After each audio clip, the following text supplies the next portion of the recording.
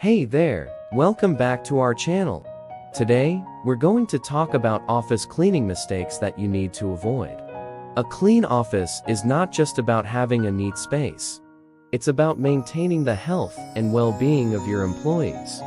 That's why it's essential to know what to avoid when it comes to office cleaning. Let's dive in.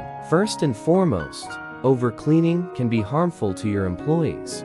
Excessive cleaning can strip away natural oils from their skin and cause irritation. Instead, establish a cleaning schedule that suits your office's needs and keeps things simple. Another common mistake is not cleaning the right areas. Did you know that dust and debris accumulate in different parts of the office? For instance, do not forget to clean the vents, light fixtures, and behind desks. A regular cleaning schedule will help prevent these areas from becoming cluttered and dirty. Additionally, using the wrong cleaning products can be detrimental to your office environment.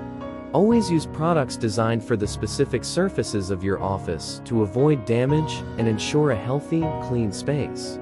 And finally, underestimating the importance of cleaning equipment can lead to expensive repairs and downtime.